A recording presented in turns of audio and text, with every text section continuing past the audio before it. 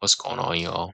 So I don't know what y'all have been seeing in the media spaces, but from what I've been seeing is a lot of media personalities, a lot of pundits aren't too high on USC's schedule this year or what they have going on.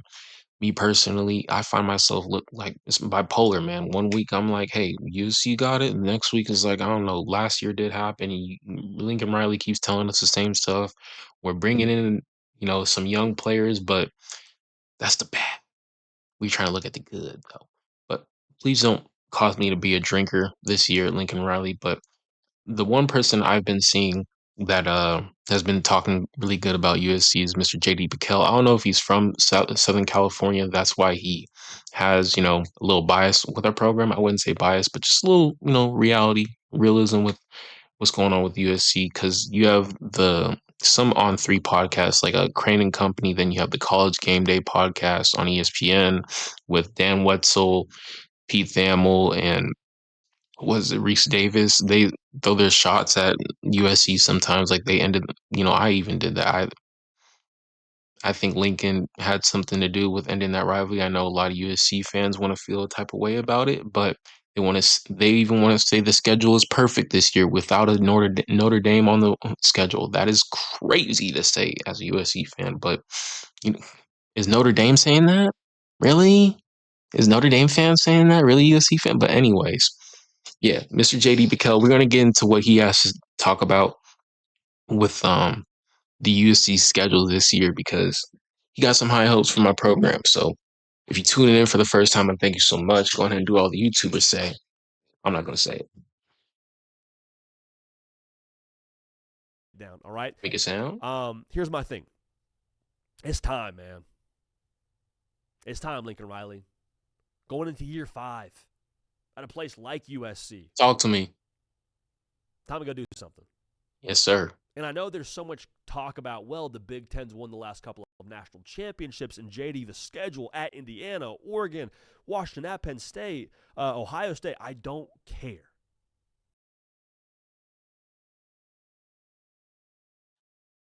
I hear it. Yes. Yes, JD. Because last time I heard you, you was like, I know it's really tough. They could lose 3 games here. I don't care either, bro. It's put up or shut up. And I know Jen Cohen got somebody already in the works. If Lincoln Riley don't work out, Urban. But we won't get into that though.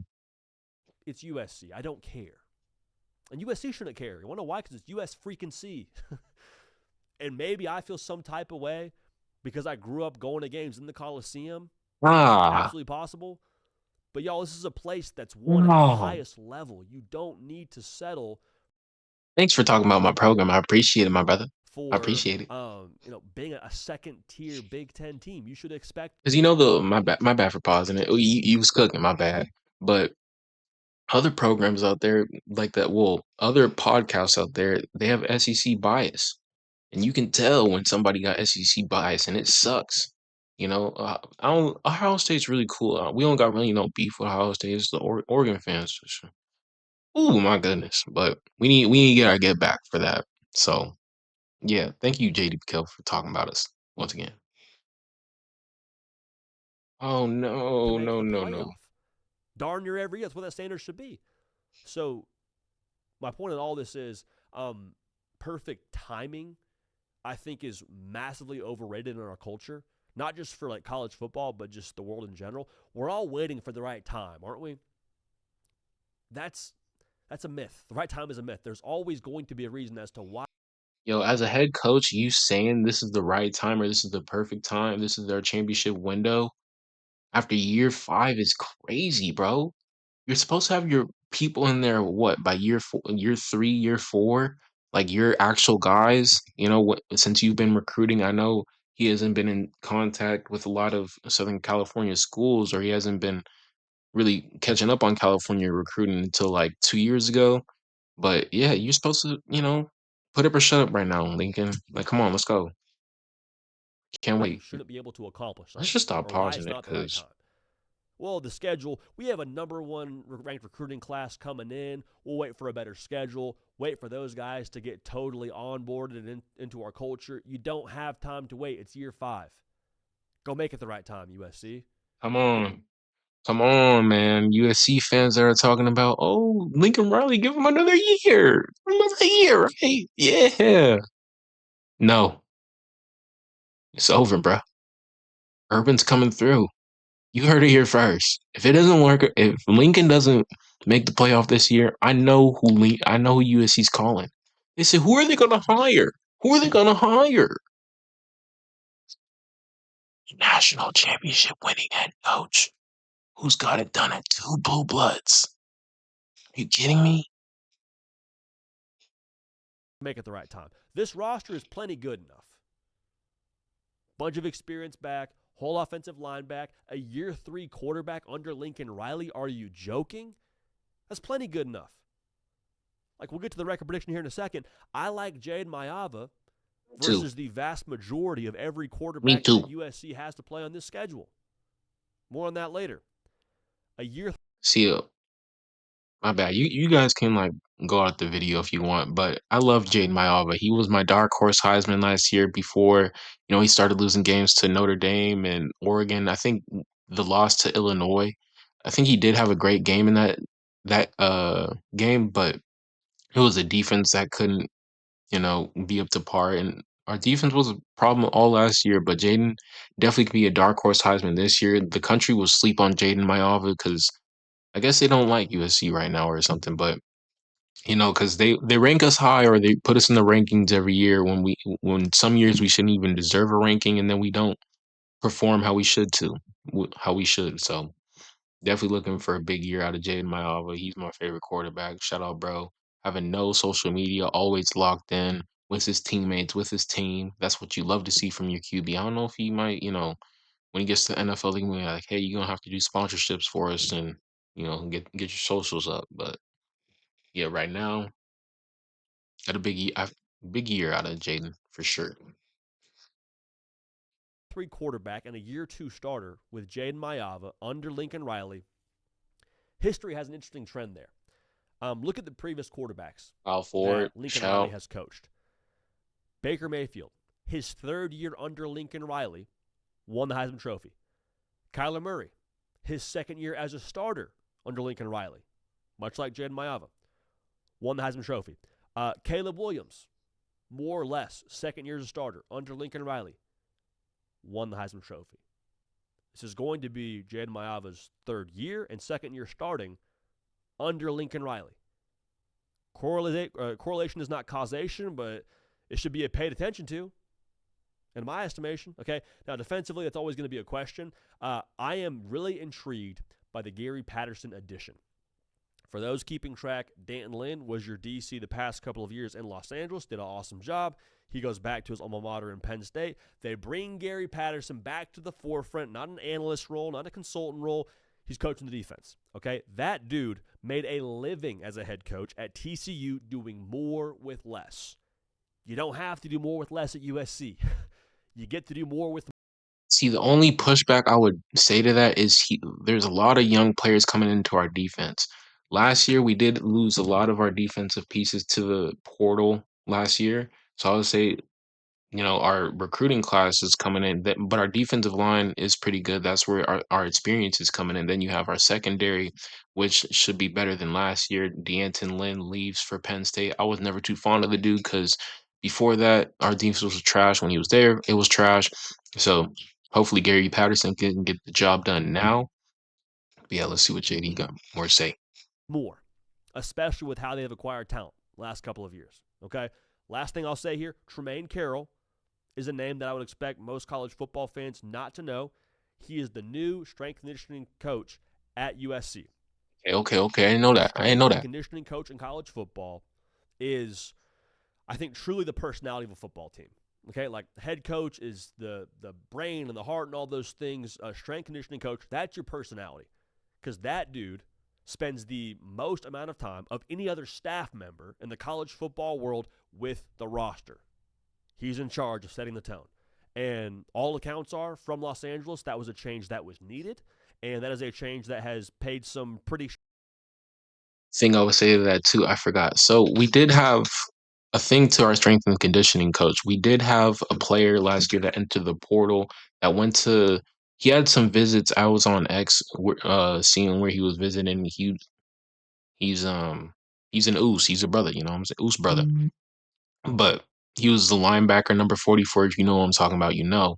But really scrawny dude. When he was posting pictures to Clemson, Florida State, places like that, fans were saying, "Oh, this is the dude we're getting because he's so scrawny. Like, how is this a linebacker?" But if you watch his play on the field when he did get playing time, he was bouncing around the field. He would make himself known.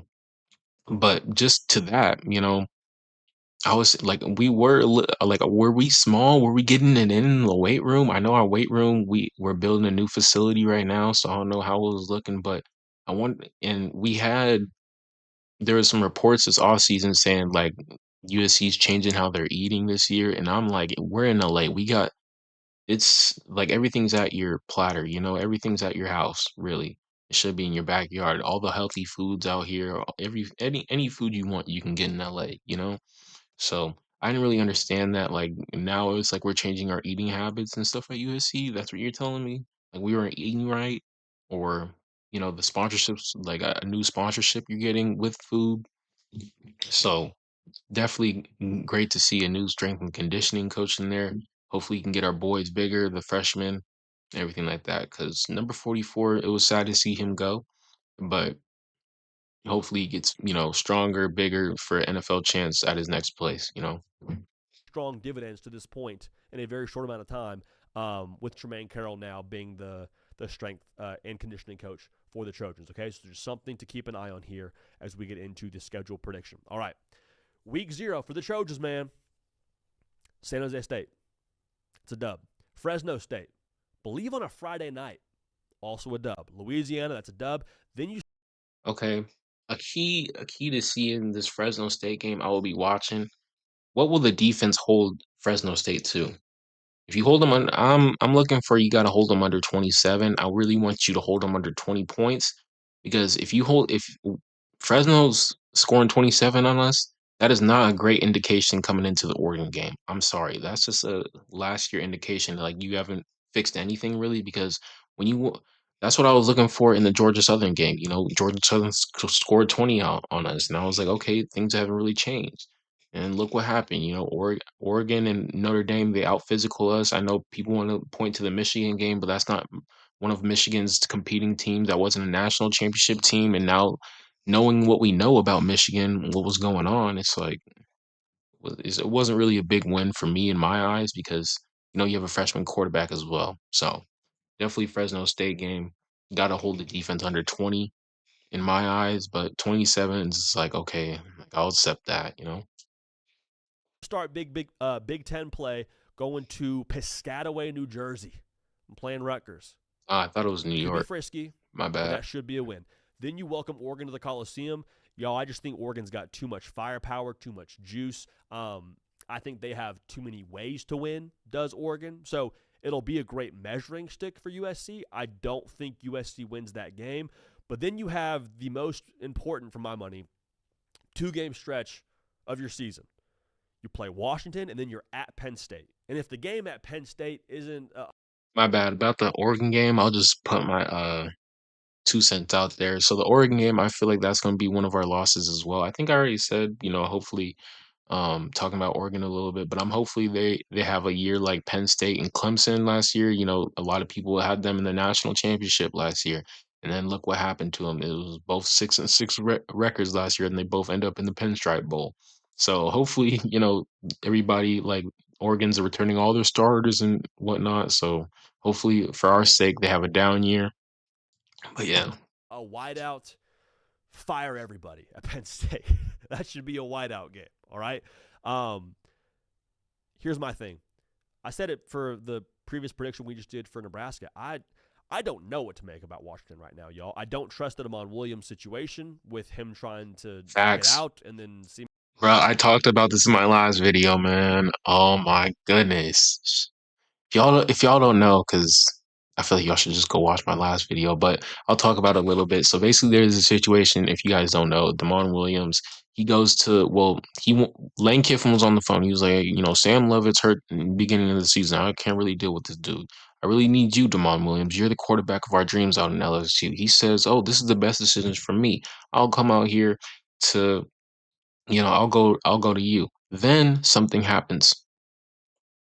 A soccer player's funeral is happening on a day. Shout RIP to Mia. I forgot her last name, but the head coach of Washington, Jeff Fish, the AD of Washington is at this funeral, and the Big Ten commissioner is at this funeral. Damon's little stupid ass decides to call his coach up and say, "Hey, Jeff Fish, I want to transfer on this day," but he does his puts his little act on and says, I have to transfer. I don't want to transfer, but Lane Kiffin wants to offer me more money, even though I just signed a deal with Washington." And he's like, Damon, just think about this again, bro. You're not really thinking about this far. No, Lane Kiffin and LSU really want me. And Jeff is like, bro, I'm at a funeral, dog. And then he has to go. Damon Williams has to go apologize to the soccer team and everything. But it's like, hey, it's not coming from the heart because the agents told you to come back to Washington, and because it wasn't a good look during the NIL errors for players to just sign a deal and then go and enter the transfer portal to another team. Like that's just not okay in this new NIL that makes you look bad and the agents look bad. So Washington definitely has a hill to climb with that task, but I don't know if the team will buy into Damon Washington. So yeah, definitely I don't trust Washington either, Mister JD. Has to come back based on the contract that he has in place. I don't trust Washington. I think USC wins that game. Now, at Penn State is going to be really, really interesting. No, it's not. Because Matt Campbell and Lincoln Matt Riley Campbell have played together sucks. quite a few times over the course of You telling me all these people, Iowa State's supposed to be some big thing now because they just go to Penn State? Like his players are supposed to just change course just because they go to Penn State? What? I mean, I know they're respectable in the Big 12, but come on. No. I mean, his schedule is pretty easy, but no, this ain't happening, bro. This ain't that. No, sir. No, time in the I Big don't 12 believe. when Lincoln Riley was at Oklahoma. I think that USC wins both those games. All right. You got to. You got to arrive for USC. You win both those games. You go to a bye. You're at Wisconsin. I think that's a win. And if it's not, we got problems. You lose. That's a sleeper game. Wisconsin going to at Camp Randall. We don't know what they're going to look like. I feel like that's just a sleeper game in my eyes.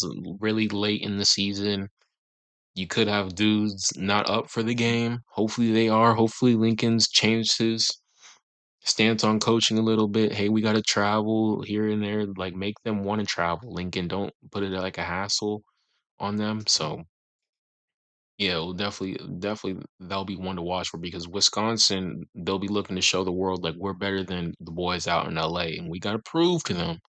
Stay in your place. You just deal with what's going on with Wisconsin. Go pheasant hunting and all that in the off season, and then go get your cheese and all that other stuff. Don't try to go big boy hunting over here. This LA country. To Ohio Shout out y'all State. too. I love Okay, roll with me here. I think shout out Ohio State Wisconsin. still is a little bit further along than where USC is right now. But on a bye week, you have 2 losses with 3 games left on your schedule.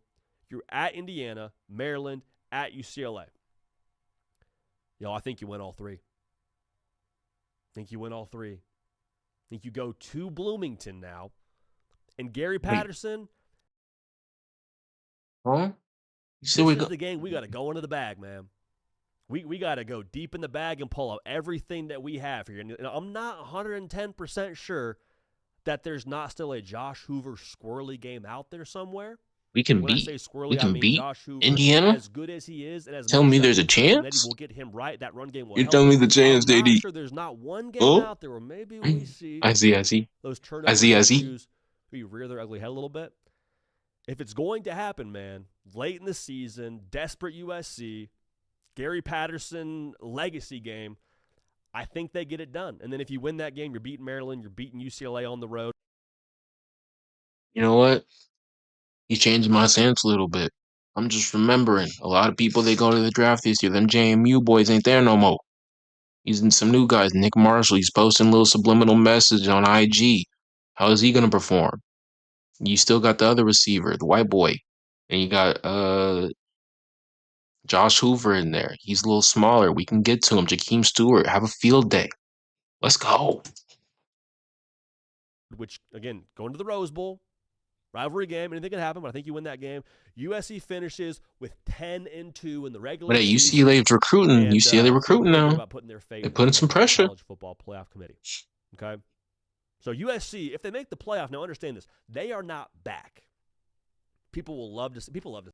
1000%, JD. Hopefully he hits on these topics. But I'm not looking this was my thing when we hit this off season. I want us to make the playoffs, but I just don't want us to make the playoffs and get bounced. Like we get there and it's like a 40-point blowout, or a team or our defense just can't stop anybody from the SEC, or the top team from the Big 12 or the ACC or Miami. That would be so special. Ooh, a USC Miami matchup. Ooh, that would be something in the college football playoff. But yeah, like I'm looking for you to win a game in there. Hopefully two, hopefully three, maybe the Natty. Who knows? But yeah, definitely not looking for USC just to make the playoff and get bounced, because definitely could be that last team from the Big Ten, that third team with like sitting at 9-3. Because a lot of people in the SEC wants to, call herself the best conference and whatnot, but that conference has a lot of new head coaches, a lot of new quarterbacks, first year starting. Alabama and some other school, Florida. But yeah, those teams could pretty much be like a 9-4 team, 9-5, because those schedules are really hard. So definitely USC could top one of those teams in the SEC this year. So we'll see what happens, man. But go ahead, JD. Say that in modern college football. Oh, they're back. They're not back. They're not back. But I'll tell you this: they're alive. That happens. USC is very much so alive. Because then guess what you get to say? Lincoln Riley is going to be here for a minute. Hey, we got this machine fully operational.